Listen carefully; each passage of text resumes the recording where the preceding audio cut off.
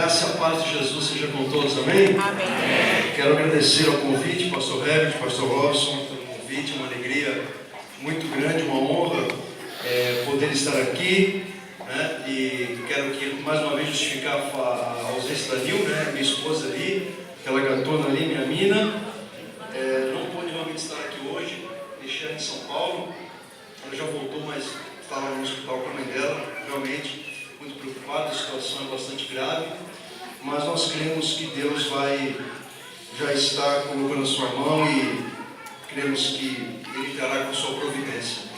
Amém, meus irmãos? Fui chamado pelo pastor Robson para estar aqui e é uma alegria, uma honra, um privilégio, agradeço o convite. Ainda bem que não fui o último a pregar nesse congresso, né? Porque o último, né, tem aquela responsabilidade maior. Mas é uma alegria estar aqui. Convido os irmãos a abrirem suas Bíblias em Mateus 7. E o pastor Robson pediu para eu trabalhar esse tema, os fundamentos da família. Mateus 7, 24 ao 27, nós vamos ler um texto certamente bem conhecido dos irmãos. Eu confesso que a minha expectativa era encontrar aqui mais casais do que jovens solteiros, né? Vamos lá. Mateus 7, do 24 ao 27. Antes eu quero orar com você, assentado mesmo como você está. Abra o seu coração, feche os teus olhos. Vamos falar com Deus. Senhor, nosso Deus, nosso amado e bendito Pai, toda a honra, toda a glória, todo o louvor, todo o poder, toda a majestade sejam dados ao teu santo nome, Senhor. Recebe o nosso culto e a nossa adoração que nós prestamos a Ti nesse lugar. Que o nosso culto seja agradável aos Teus olhos, ao Teu coração. E agora, Senhor, nos assentamos aos Teus pés, Senhor Jesus, para receber de Ti o Teu ensino, a Tua palavra, os Teus conselhos, a Tua sabedoria, a palavra do Senhor que nos dá a direção. Que a Tua palavra abençoe o ambiente familiar, os relacionamentos familiares, os relacionamentos pais, filhos, marido, esposa. Senhor, que o Senhor abençoe esse congresso, que o Senhor fale com as famílias desta igreja do Senhor. Assim nós oramos e assim te pedimos, em nome de Jesus. Amém e graças a Deus. Diz assim a palavra de Deus no Evangelho de Jesus Cristo segundo Mateus, no seu capítulo 7, a partir do versículo 24.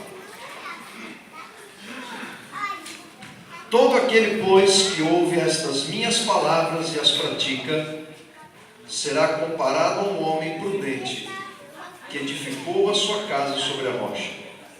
E caiu a chuva, transbordaram os rios, sopraram os ventos, e deram com ímpeto contra aquela casa, que não caiu, porque fora edificada sobre a rocha.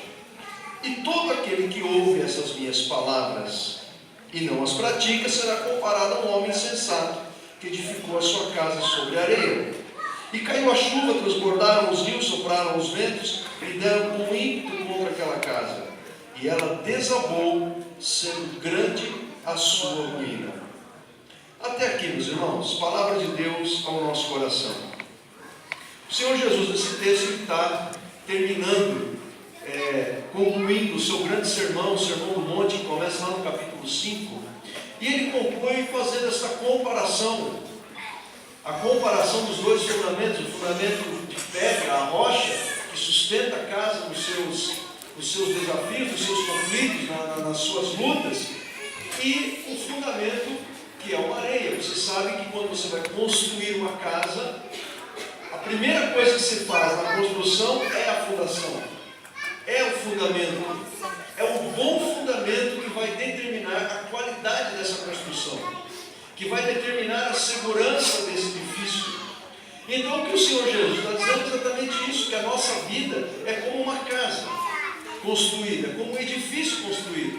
Se nós observarmos os mandamentos do Senhor, se nós praticarmos os mandamentos de Jesus, se nós obedecermos a sua palavra, nós enfrentaremos as mais duras dificuldades dessa vida, mas nós permaneceremos em pé na sua presença, porque estamos obedecendo a sua palavra. Mas se nós não obedecermos os mandamentos do Senhor, enfrentaremos as mesmas lutas, as mesmas dificuldades. Muito obrigado, meu irmão. E nós então se nós não obedecermos a palavra do Senhor, nós às lutas, aos desafios que nós realmente enfrentamos. E nós podemos fazer uma comparação entre o relacionamento familiar, o relacionamento conjugal, com o ensino dado por Jesus aqui nesse texto. Nós podemos fazer essa comparação, porque se você parar para pensar, você vai chegar à conclusão que o ambiente familiar, que o ambiente conjugal, a vida em família, é o primeiro lugar onde nós temos que viver o Evangelho. É o primeiro lugar onde nós temos que viver a palavra de Deus.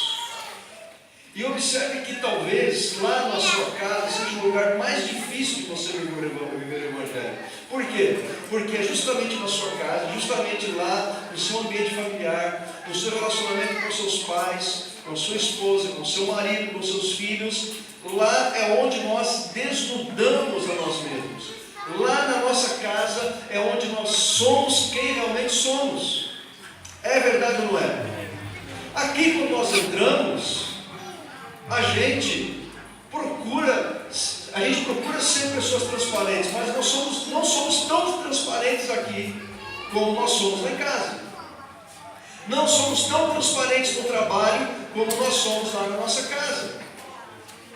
Quem sabe você, por exemplo, saiu de casa agora, vindo para cá, e você teve lá uma discussão, teve uma briga, ou veio quebrando o pau dentro do carro. E quando você entrou aqui, você deu a paz do Senhor para os irmãos. Alguns segundos antes você estava em guerra, no seu contexto familiar, mas quando você entrou aqui, você deu a paz do Senhor. Não é assim? A gente mascara um pouco aquilo que nós realmente somos em outros ambientes. Repare como você trata as pessoas de fora. Você trata as pessoas de casa com a mesma educação, com a mesma paciência, com a mesma gentileza, com a mesma educação que você trata as pessoas lá na sua casa. Você sempre tem um sorriso para dar às pessoas da sua casa. Você sempre pede por favor, ou obrigado, ou dá licença. Como você trata as pessoas do trabalho, da igreja ou da rua que você mal conhece. Então, é justamente no nosso ambiente familiar que nós devemos começar a viver o Evangelho de Jesus. É lá dentro da nossa casa, da nossa convivência. E veja que o relacionamento familiar, ele tem tudo a ver com o Evangelho. Porque o que é o Evangelho, na sua essência? É a gente renunciar a nós mesmos, tomar a nossa cruz e seguir Jesus. E para você viver em família, você tem que fazer isso, você tem que renunciar-se todos os dias. Para você viver a sua vida conjugal, você tem que renunciar todos os dias a você mesmo, para agradar o seu marido, agradar a sua esposa. Você filho, você tem que obedecer ao seu pai e sua mãe, muitas vezes deixando de fazer a sua vontade. Você pai, você mãe, quantas coisas você deixa de fazer por você, para fazer pelo seu filho e pela sua filha. Quantos sonhos adiados você adia por causa de um sonho de um filho teu? Então, olha quantas denúncias nós fazemos. E quando nós fazemos isso agrada o coração de Deus. Nós estamos vivendo o Evangelho em casa. Então, nós temos que fazer a seguinte pergunta, tomando como exemplo o que Jesus disse. Imagine que a sua casa, que a sua família seja uma casa a ser edificada. Então, nós temos que fazer a seguinte pergunta. Quais são os fundamentos? Quais são os fundamentos? Qual é o material que eu tenho colocado nesse alicerce que é a minha família? Se eu estou edificando um lar, se eu estou edificando a minha família, vocês viram a minha Nil, já esteve aqui algumas vezes. Nós somos casados há 25 anos, fizemos bodas de prata agora em janeiro. Temos uma filha, a Andressa, de 22 anos. Então essa é a nossa família, não é uma família numerosa, apenas 3 pessoas, mas é a nossa família.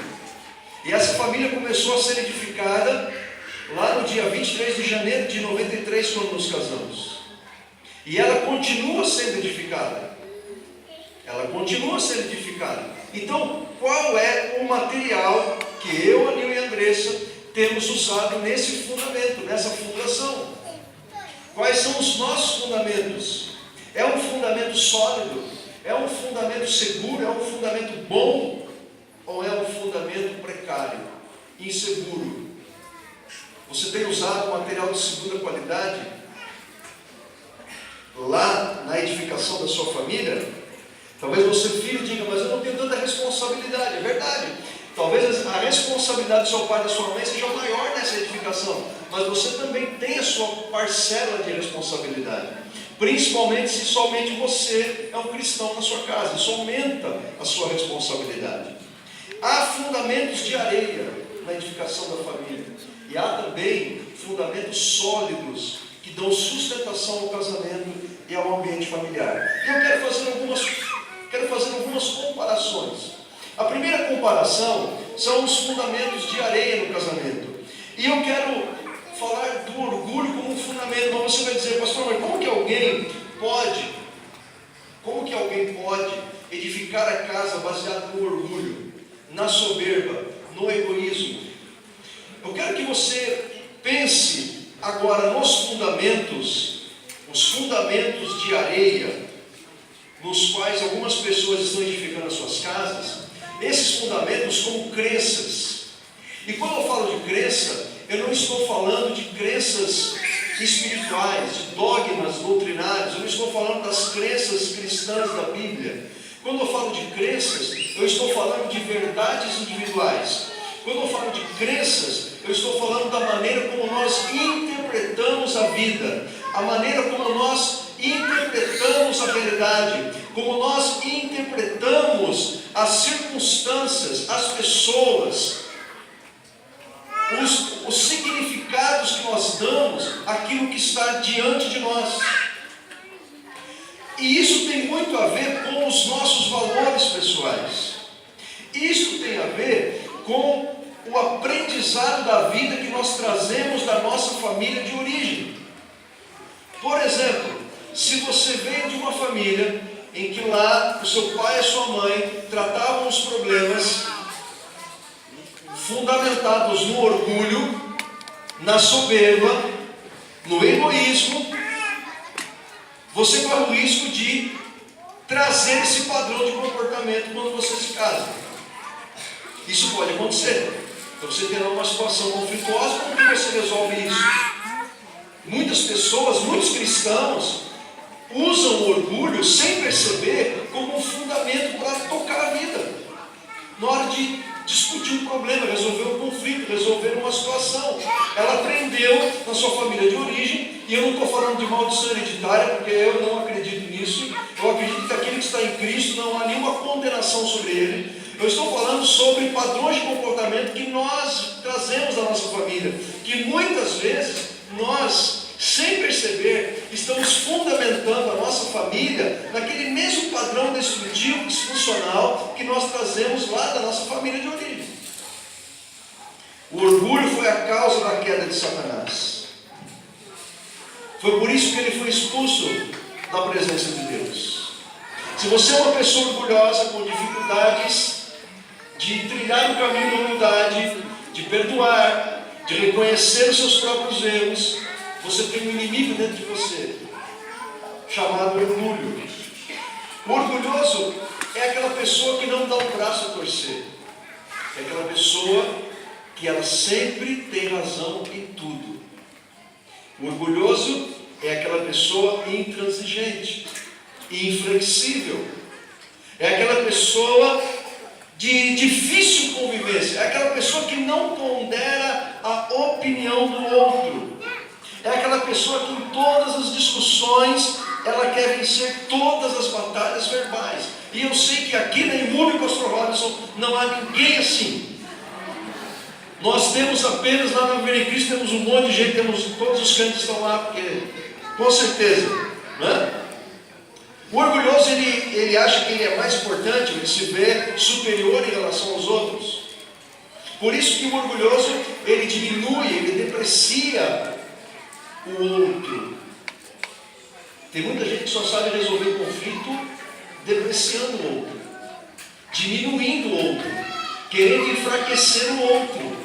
Tem muita gente que acha que assim que se resolve o problema, que se edifica uma casa, que se edifica uma família. E não é assim. Agora imagine conviver casado com alguém assim. Imagine um filho, uma filha ser educado por um pai, por uma mãe assim. Isso é muito ruim. Então este é um fundamento de areia. Se é na base do orgulho que você tem tentado edificar a sua casa, você está edificando sobre o fundamento de areia. Olha o que a Bíblia diz em Provérbios 16, 18. O orgulho leva a pessoa à destruição e a vaidade faz cair na desgraça. Provérbios 18, 12 diz: a pessoa orgulhosa está a caminho da desgraça, mas a humilde é respeitada. Então veja que a Bíblia, ela sempre associa o orgulho à queda, à ruína, à vergonha, como aquela casa que foi construída sobre a areia e quando veio a tempestade ela não suportou. Um outro fundamento que é muito comum hoje em muitas famílias são as distrações. E quando eu falo de distração, eu estou falando das diversões. Mas eu não estou falando de qualquer distração ou de qualquer diversão, porque afinal de contas, as diversões, elas são importantes na nossa vida. Você tem que ter um dia, pelo menos na semana, dedicado ao descanso, dedicado à diversão, dedicado ao lazer. Isso é muito importante. Mas o problema é quando as diversões, as distrações tomam uma proporção na nossa vida, que isso começa a prejudicar a nossa convivência familiar. O diálogo, a comunicação, a interação, a intimidade, e até o trabalho, às vezes o ministério, e até a vida com Deus. Quando eu me refiro a distrações e diversões, eu estou falando do quê? Eu estou falando das redes sociais. Eu estou falando do videogame, eu estou falando dos jogos de celular. E até do futebol com os amigos. Não há problema nenhum de você disputar campeonato de futebol. Mas se o campeonato de futebol é na hora do culto, e esse campeonato leva 6 meses, então tem alguma coisa errada. Aí o pastor Lopes pergunta para a irmã: cadê o irmão? Ele está no campeonato aí. E dura 6 meses o campeonato. E ele é titular, então não tem como ele vir no culto. Então isso é um problema. Então nós temos que fazer a seguinte pergunta: o quanto que essas distrações têm prejudicado a sua família?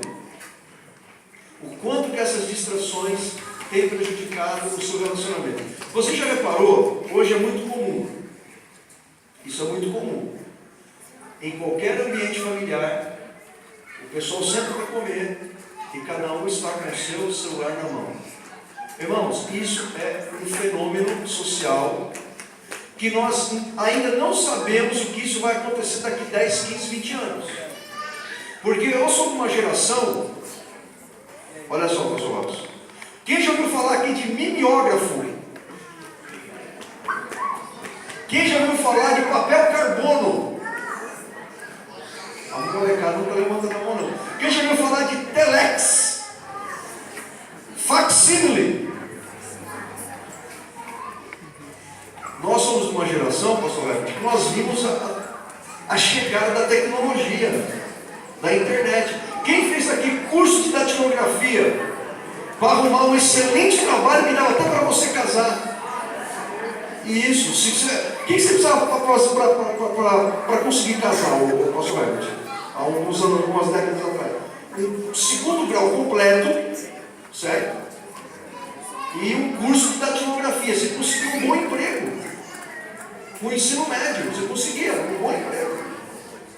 Então nós somos uma geração que estamos vendo essa mudança. Essa meninada que está aqui, que está nascendo agora, que você não acredita como que eles pegam um garoto de 3 anos, 2 anos, sabe pegar um celular e ir no aplicativo que ele quer. Gente, é uma coisa impressionante. A gente não sabe o que será essa geração daqui 20 anos, por exemplo, quando eles chegarem na fase adulta. Porque eles estão crescendo nesse estilo de vida que ao mesmo tempo aproxima as pessoas que estão distantes, mas distancia as que estão perto. Isso é um paradoxo. Isso é um paradoxo. Talvez deva acontecer na sua casa. O seu filho está dentro do quarto, o almoço está pronto, em vez de você falar: filho, o almoço está na mesa, você manda um WhatsApp para ele. Gente, eu já vi casal de namorado, garotos, rapazes, não façam isso, em nome de Jesus.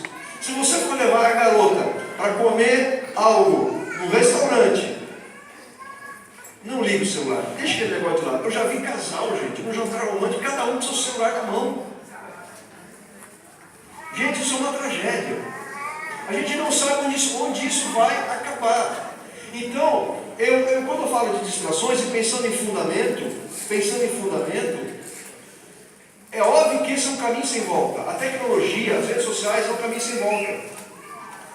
Qual o lugar que a gente vai dar a essa tecnologia no relacionamento familiar? Nós deveríamos estabelecer uma regra na hora de comermos juntos à mesa. Não levamos o celular à mesa. Isso deveria ser uma regra em todo lugar cristão. Acontece lá em casa às vezes, cada um com seu celular na mão. Eu fico olhando isso e me entristece. Porque isso não é bom, isso nos separa. Então, nós temos que pensar qual lugar que vamos dar às distrações. Isso fala parte do nosso fundamento, isso vai nos separar, isso vai prejudicar a nossa intimidade, o diálogo entre pais e filhos, maridos e esposa. Você sabia que diversas pesquisas têm demonstrado que as redes sociais são os grandes responsáveis pelos conflitos no casamento? Vários casais têm se separado por causa das redes sociais. E isso é muito ruim, né? Porque os casais, alguns ficam investigando o celular do outro. Será que nós temos pessoas aqui que secretamente investigam o celular do marido e da esposa? Não precisa levantar a mão, não faça, porque é um segredo seu de Deus. Certo? E é impressionante, pastores, como que as mulheres têm descoberto coisas. E os homens também. Eu conheço um irmão que ele hackeou o celular da esposa. Isso é uma tragédia. É uma tragédia, primeiro, a invasão da privacidade. A segunda tragédia é quando se descobre algo que não deveria ter, uma coisa que o outro não imaginava que fosse descobrir, uma infidelidade, uma conversa picante. E estou falando dentro do contexto cristão, e isso aumenta a tragédia. Eu acho muito engraçado aqueles casais que nas redes sociais colocam lá os dois, por exemplo, no Facebook, lá João Maria e Maria João. Você não sabe quem é quem. A pessoa te manda uma mensagem, você não sabe se foi Maria ou se foi João. É aniversariante, você não sabe quem é o aniversariante. Quando João e Maria colocam lá a mesma, uma rede, um perfil compartilhado, eu fico imaginando, João e Maria são tão unidos assim, ou eles desconfiam do outro que só tem um perfil compartilhado. Dá para desconfiar, né? E isso tem mudado, tem transformado as relações, gente, das pessoas. Isso não é bom. Por exemplo, você posta um negócio lá, aí você fica vendo quem curtiu, quem não curtiu, e você depende disso para se sentir amado, aceito. Isso é uma tragédia. Você tem que se sentir amado por outras coisas, por outros motivos, por causa do amor de Deus na sua vida. E isso tem gerado muitos conflitos, até entre os namorados, muitos jovens aqui. Então, vai lá, o seu marido, a sua esposa, seu namorado, colocou uma foto lá. Aí alguém que você acha que é mais bonito, mais interessante que você, curtiu. Aí você vai tirar satisfação para o seu marido, para sua esposa, seu namorado. Quem que é essa pessoa que curtiu sua foto? Como se a pessoa tivesse alguma responsabilidade. Não é? Por que você foi marcado nesse comentário? Quem que é esse fulano, essa fulana que te chamou de lindo? Agora imagine que o seu marido ou o seu namorado, você não sabe. Lá no trabalho dele, o apelido dele é Ursinho. Nossa. Acontece isso no trabalho, tá? Por um acaso ele é São Paulino. Tá? Então suponhamos, você não sabe, mas lá no trabalho dele, estou falando, se tem alguém aqui que tem um trabalho, o seu apelido é Ursinho, uma mera coincidência. Aí você chega lá na rede do seu marido, do seu namorado, e você vê que uma mulher lá no trabalho chamou ele de Ursinho. O que você vai pensar? É verdade? Que negócio você é meu urso. Quem que essa mulher deixou ganhar? Aí já vira aquela briga toda, porque você não sabe, não é? E quando você começa a namorar e fica noivo e demora muito para mudar o seu status, é uma guerra, né? Gente, não vamos nem falar dos prejuízos da vida sexual, a questão da pornografia. É uma tragédia, irmãos. Que lugar que nós estamos dando às redes sociais, à internet na nossa vida? Um outro fundamento é a má gestão do dinheiro. O dinheiro, gente, ele é muito importante na nossa vida, certo? A Bíblia fala muito sobre dinheiro. Jesus falou sobre dinheiro. Já foi falado sobre dinheiro nesse culto. Jesus recebia dinheiro. Lucas capítulo 8, ele recebia oferta. O grupo apostólico tinha um tesoureiro que era Judas e tinha lá no livro caixa. Você, para vir para esse culto aqui, você precisou de dinheiro. Essa roupa que você está usando aí custou alguma coisa. E se você ganhou, alguém pagou por essa roupa. Tudo isso que você está vendo aqui só foi preciso de dinheiro. Irmãos, Deus não tem problema com dinheiro. Porque tudo é dele. O ouro e a prata é dele. Tudo que está nessa terra pertence a ele. Uma vez eu conheci um casal, pouco tempo atrás, eles são de uma outra igreja.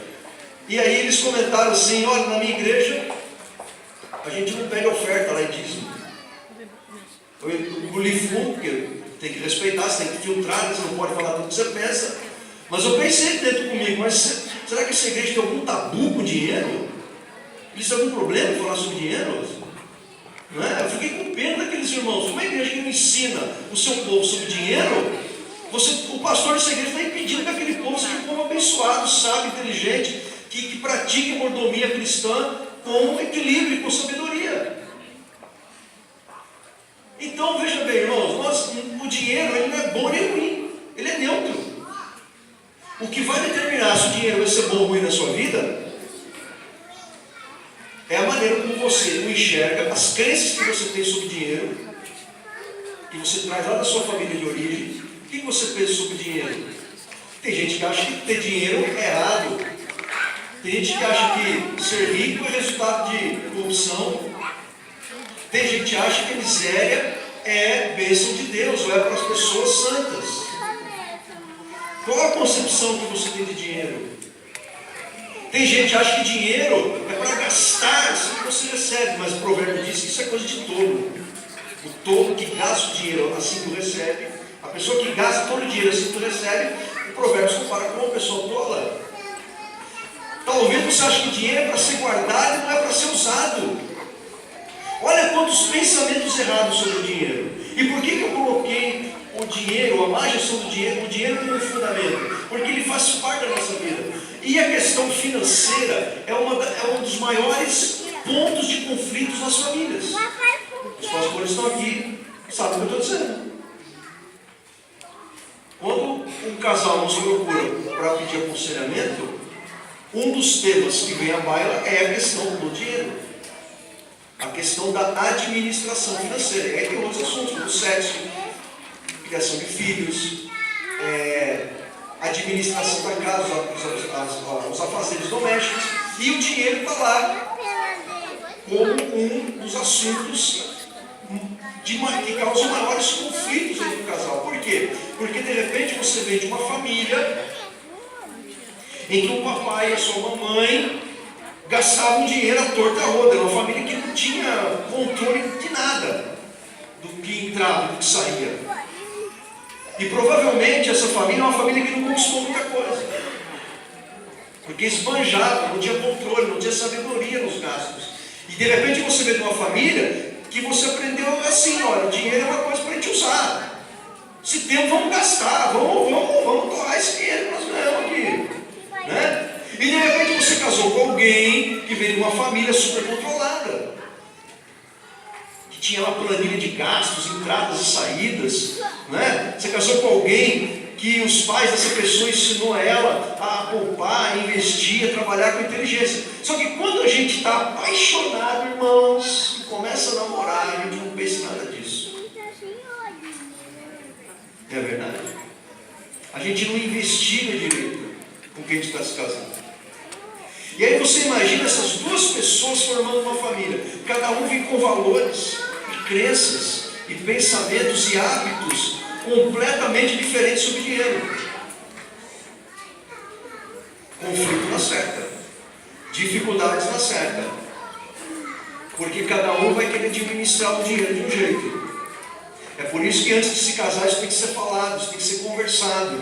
Lá na Viver nós temos um curso de noivos e um dos capítulos a gente trata sobre dinheiro. E eu converso sobre tudo isso com o casal. Sobre como cada um cuida do dinheiro, sobre como cada um pensa sobre o dinheiro. Então, o dinheiro, ele pode ser um bom fundamento, ele pode ser um aliado, ele pode ser um fundamento que vai ser bênção na vida da família, mas ele pode ser também um fundamento de areia, se o dinheiro for mal aplicado, mal administrado, ou for um Deus na vida da família.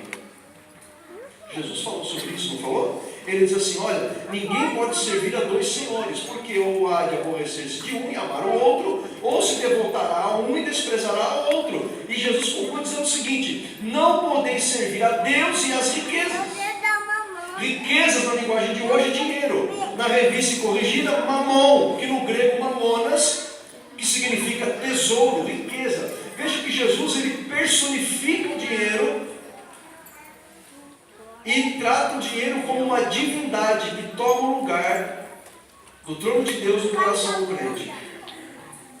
Então, que tipo de fundamento é o dinheiro na sua família? O dinheiro lá é um fundamento de areia?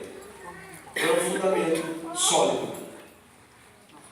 O dinheiro é uma bênção na vida da sua família ou o dinheiro é uma desgraça, porque vocês só brigam sobre dinheiro.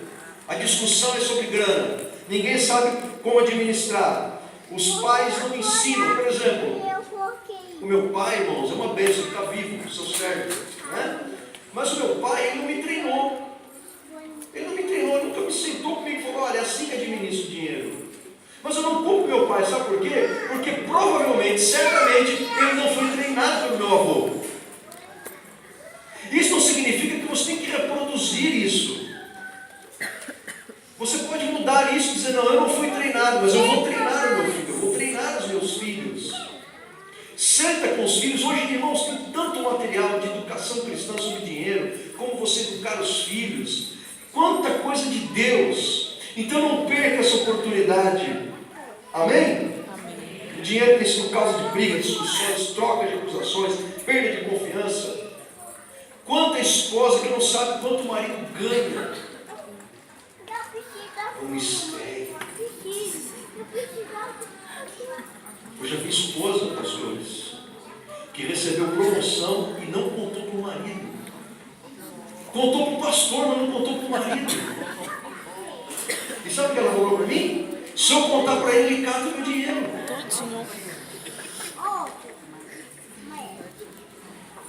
E tem cara crente, marido crente, que vem de uma família assim, que lá não tem problema ficar com o nome sujo, no Senado, no SPC, tudo bem, a gente vai tocando a vida.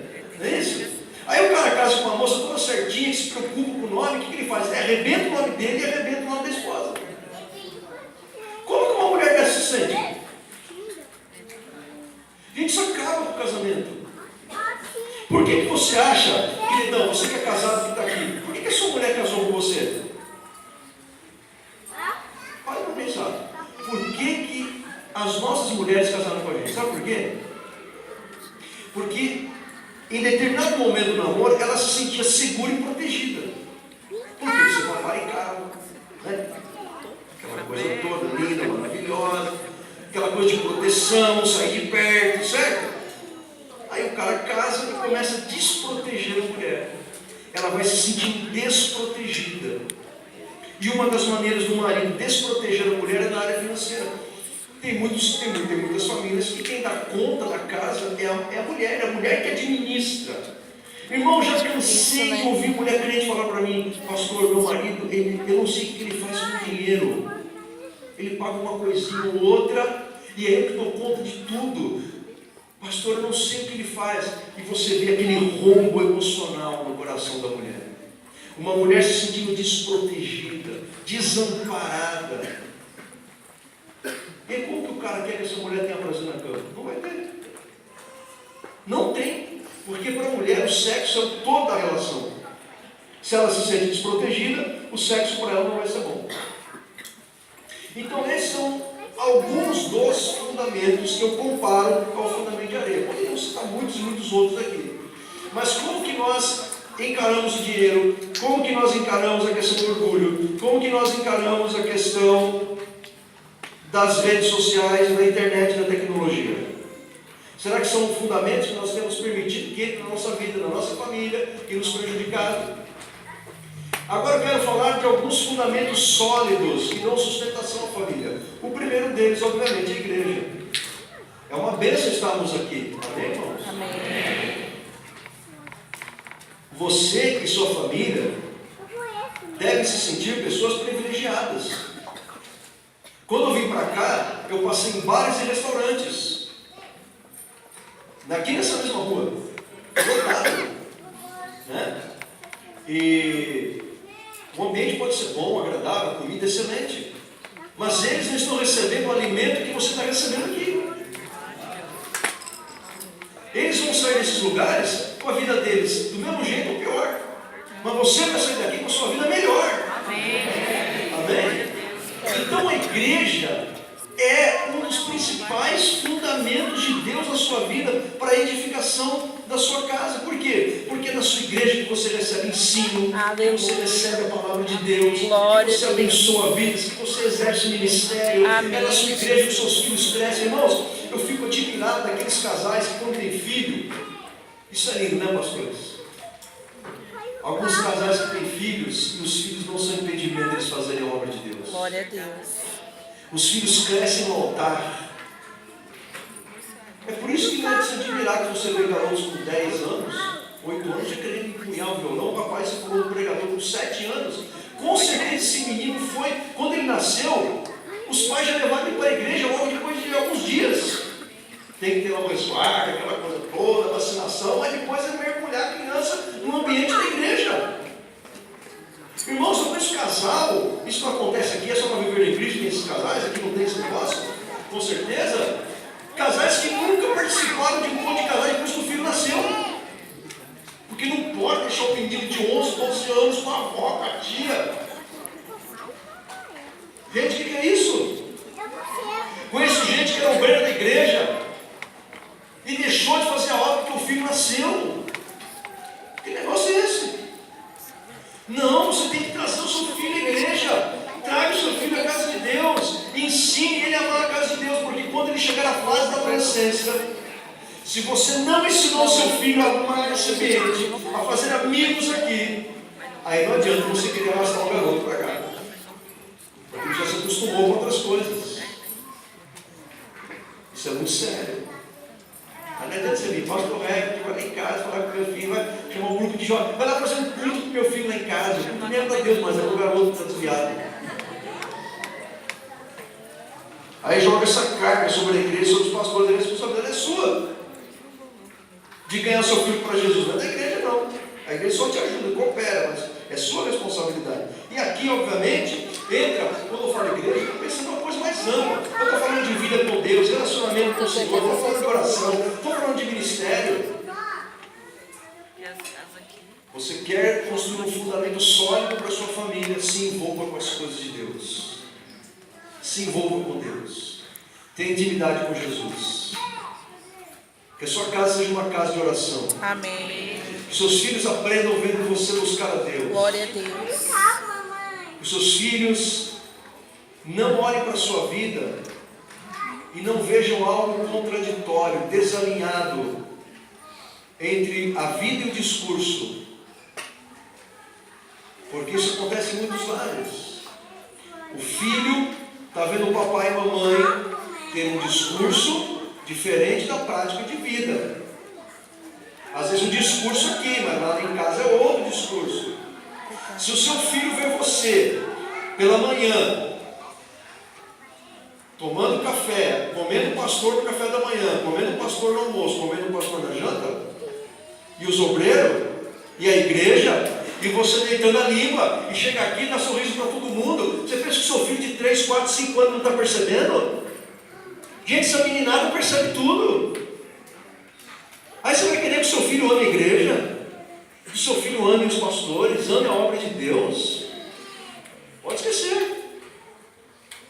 Você está criando no seu filho uma ideia errada de que o evangelho é uma grande hipocrisia, que a igreja é um lugar de hipócritas. E isso não é verdade. Então você tem que ensinar o seu filho a amar a igreja. É óbvio que nós não somos perfeitos, não existe igreja perfeita, não existem pastores perfeitos, não somos super-heróis, somos humanos. Mas você tem que amar, ensinar o seu filho a perdoar os irmãos quando eles erram, a conviver com as diferenças que há entre os irmãos. Fundamento, as coisas de Deus, a igreja do Senhor. Amém? Amém. O outro fundamento da família é o respeito. Qual o grau de respeito que há lá no seu ambiente familiar? Como que você chama o seu filho para vir almoçar? Como que você responde ao seu pai, para sua mãe, quando seu pai, sua mãe fala assim: põe o lixo lá para fora para mim, por favor. Arruma a sua cama. Passa o rodo no quintal. Como que é a resposta? Espera aí. Como que é a resposta? Já vi. Quando você pede alguma coisa para sua esposa, você pede por favor? Quando você está passando por um corredor da casa e tem alguém na frente ali, obstruindo a sua passagem, você pede a licença e você fala: sai daí. Imagine se nós, pastor Herbert, tratássemos as pessoas do trabalho ou da igreja como tratamos as pessoas de casa. Será que você teria amigos se você tratasse as pessoas de casa, as pessoas da igreja, as pessoas do trabalho, as pessoas da rua, como você trata as pessoas da sua casa? Você teria amigos? Só para balançar a cabeça e levantar a mão, só para responder para você mesmo. Será que somos gentis em casa? Será que quando a gente pede para a esposa: pega um copo d'água para mim, ela traz e fala: obrigado, você está linda, maravilhosa? Será que a gente, será que somos gentis com as pessoas da nossa casa? Será que nós, filhos, sabemos honrar nosso pai e nossa mãe? Como que está o grau de respeito na sua casa? De 0 a 10, que nota que você dá para o respeito mútuo lá na sua família? Aí talvez você diga assim: pastor, você não sabe com quem eu moro. Ok, beleza. Então vamos fazer o seguinte: que tal você dizer para Deus hoje: Senhor, vai começar comigo esse negócio aí? Quem topa aqui dizer para Deus: vai começar comigo esse negócio de respeito aí? Eu tenho sido mal educado, eu tenho sido respondão, eu não peço licença, não falo obrigado, não falo por favor, é tudo na base da gritaria. Por favor, obrigado. Já pensou, irmão, lá no trabalho, alguém que disse para você, você falasse assim: já vai, caramba! Você tratasse todo mundo assim no trabalho? Já pensou? Porque lá em casa tudo bem, a gente solta a cu na frente de todo mundo, a gente arrota, come de boca aberta. Em casa a gente mesmo, certo? Família. Se a gente fizesse isso no culto, irmãos, todo mundo começasse a soltar pum aqui. A gente não faz isso. Não. Vamos começar a fazer isso em casa? É intimidade. É intimidade. Irmãos, o nosso lar não pode ser um lar melhor? Um lar mais agradável? Sim ou não? Como que vocês fazem quando estão tentando resolver um problema lá na sua casa? Vocês atacam o problema ou vocês atacam um ao outro? Como que é lá na sua casa? Porque toda família enfrenta conflito. Toda família enfrenta problema. Você e sua esposa estão resolvendo um problema. Por exemplo, se vai ter janta ou lanchinho à noite. Os dois trabalham fora. O cara cresceu num lar e comia, e tem que ser feijão fresco. Só que a esposa acha que não dá porque ela está cansada. E como vocês resolvem isso? É bom sentar para conversar, para ver como vão resolver esse negócio. Certo? Aí começam a pensar quais são as alternativas. Aí o clima começa a esquentar. Certo? Aí o marido chama a esposa de preguiçosa, que não quer fazer a janta. Aí a esposa contra-ataca dizendo: você é um grosso. Aí ele contra-ataca mais ainda: você é que nem aquela jararaca, sua mãe. Aí já enfiou a mãe, né, a família, né, já está piorando. Aí ela contra-ataca também, dizendo: você é um estúpido, que nem aquele endemoniado do seu pai. Certo? Aí trazem Deus para a história, né? Eu te repreendo em nome de Jesus, esse demônio que está na sua vida. Então veja que onde ficou o problema no meio da conversa? O problema ficou lá para trás. Esqueceram o problema. Porque começaram a atacar um ao outro, né? E é aquela baixaria. É óbvio que casais crentes não fazem isso, né, irmãos?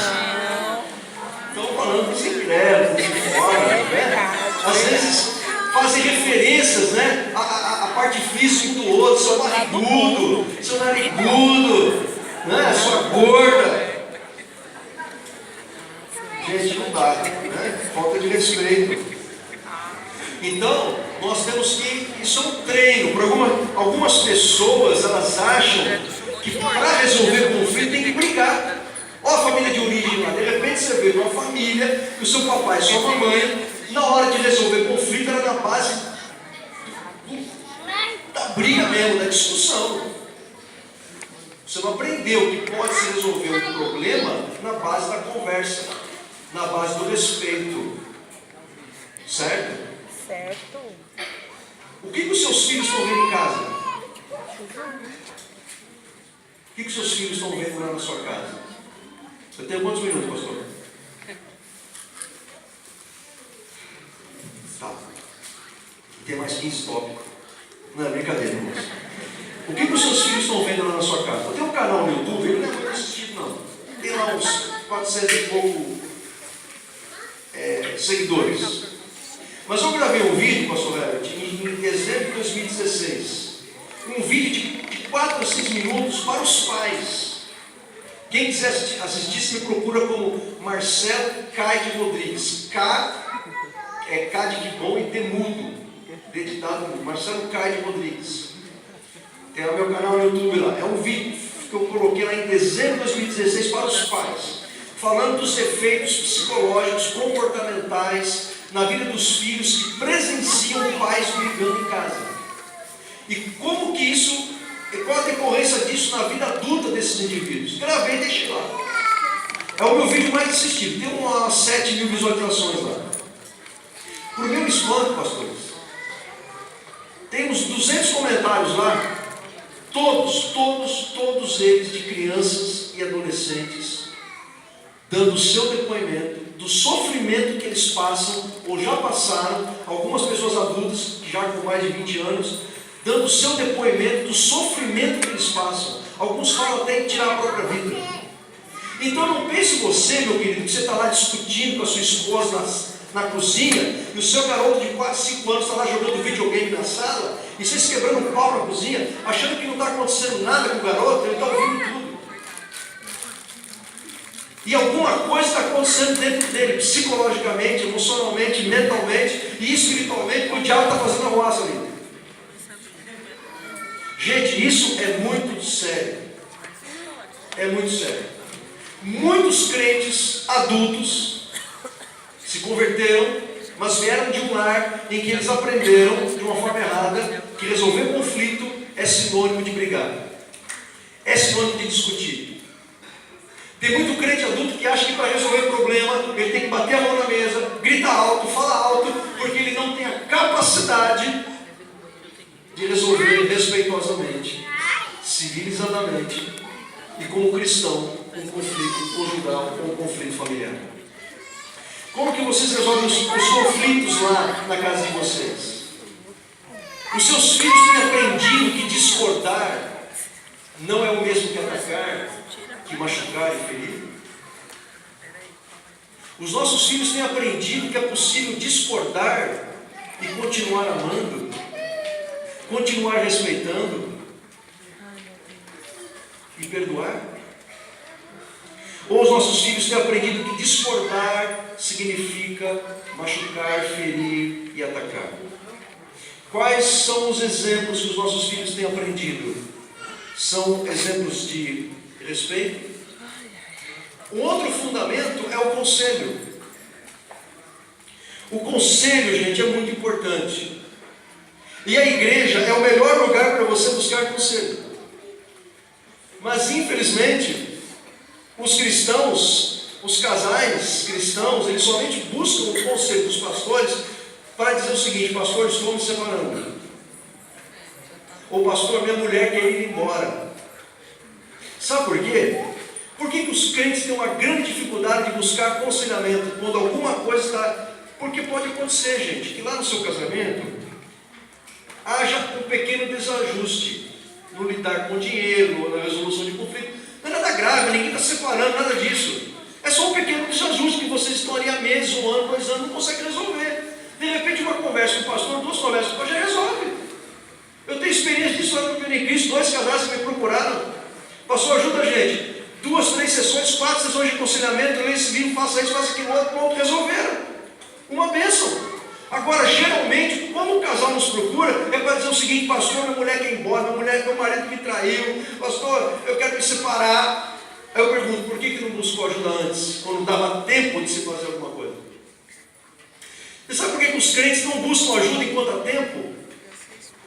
Por causa do pensamento errado de achar que se buscar ajuda, se buscar conselho do pastor ou de um casal maduro da igreja, isso é uma declaração de fracasso.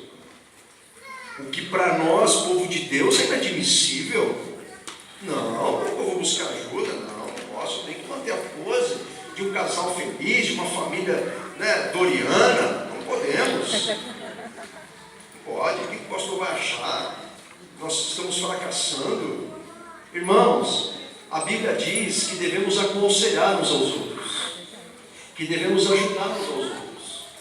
Você buscar aconselhamento para resolver, às vezes, um pequeno desajuste, não é uma declaração de fracasso, significa uma atitude sábia. Significa que você está fazendo, construindo um bom fundamento para a sua família.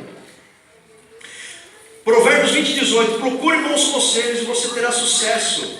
Não entre na batalha sem antes fazer planos. Provérbios 24:6, antes de entrar numa batalha é preciso planejar bem, e quando há muitos conselheiros é mais fácil vencer. Quem sabe haja casais aqui que estão enfrentando uma batalha na criação dos filhos, nas finanças, na comunicação, no sexo, e vocês estão relutando, e vocês vão perder essa batalha se vocês não pedirem auxílio de alguém de fora, que com frieza emocional vai ajudar vocês a resolver essa questão. Às vezes se busca uma pessoa errada, às vezes você vai na casa do seu pai e da sua mãe, que não são às vezes as pessoas mais adequadas para ajudar você, né? Porque papai e mamãe estão envolvidos emocionalmente com vocês, certo? Outro fundamento, o perdão. Qual que é a nota que você dá para a capacidade de perdoá-lo na sua casa? Você filho, você pai, você mãe, marido e esposa. O perdão é uma coisa que é praticada lá na casa de vocês? Ou isso aqui é um tabu? Ninguém sabe o que é isso lá. Jaime Kemp, missionário pastor que está no Brasil há muitos anos, ele escreveu no seu livro Antes de Dizer Adeus, para pessoas que estão pensando em se divorciar. Ele tem uma frase dele que eu gosto muito, que eu sempre cito, que ele diz assim, que o bom casamento é feito por 2 excelentes perdoadores. O seu coração é um coração que tem facilidade em perdoar? Ou o seu coração é um coração que tem facilidade em guardar pequenas mágoas? O seu coração é um coração que perdoa facilmente? Ou o seu coração é um grande depósito de lixo emocional e espiritual? De pequenas mágoas acumuladas, não tratadas durante os anos? Perdão, irmãos, não é você esquecer o que a pessoa te fez. Perdão não é você deixar a pessoa passar por cima de você, ela te humilhar, ela se aproveitar de você. Perdão não é isso.